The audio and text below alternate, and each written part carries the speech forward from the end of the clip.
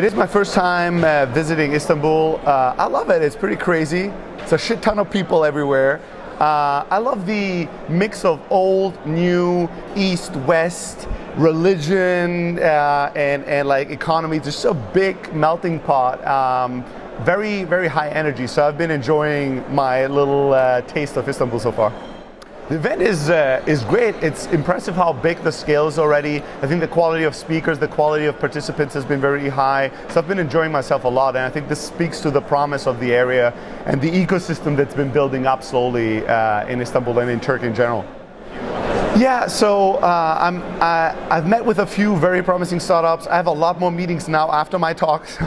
I'm excited now that it's not about my talk anymore. I can just like help and meet with people. But I think there's some really good companies here, some really good entrepreneurs, entrepreneurial quality. I think this also comes maybe part of the DNA, the Turkish DNA of like, you know, being entrepreneurial, being good at negotiating, handling things. So I think there's a lot of promise in this area. Yeah, I think that Turkey has this unique opportunity because you guys are at the center of so many different cultures and so many different things. It's a very historic place, but it's also been, I think, on the rise from an economic point of view. So I think that there's an opportunity. Whenever you take something that has cultural richness, that usually leads to innovation. It usually leads to a different type of thinking. And I think the best thing that Turkish startups and startups in Istanbul can do is to embrace your unique, authentic, competitive advantage versus trying to copy, you know, what we do in Silicon Valley or what other ecosystems do. Because I think if Istanbul embraces its strengths, it can do things other ecosystems couldn't do. So I think I'm excited about that. I hope that will happen. Yes, so my company is called Close.io.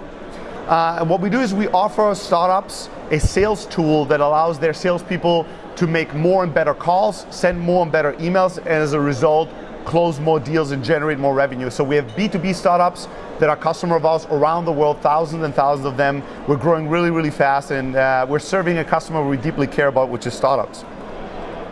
I think that my core advice goes back to what I said about the ecosystem. I think what I would advise every startup that's today in Istanbul is to not try to look at what other companies do and copy their strengths, because that usually leads to you playing a game to only play it. I would advise startups here to ask themselves, what is something we are good at, better than others? Even if that seems counterintuitive, even if that seems, oh, but that's so small, it doesn't matter. Start with something small. Do something you're good at. Gain traction, and you never know where the road is gonna lead. A lot of small, obscure startups turn into massive, world-changing companies. So I think don't worry so much about being big. Don't worry so much about being like the big other companies somewhere around the world, but really look straight in front of you and ask, what is it that we can do today that's awesome? And what is a game we can play to win? Something we can do better than others, and really be authentic to that strength. Great.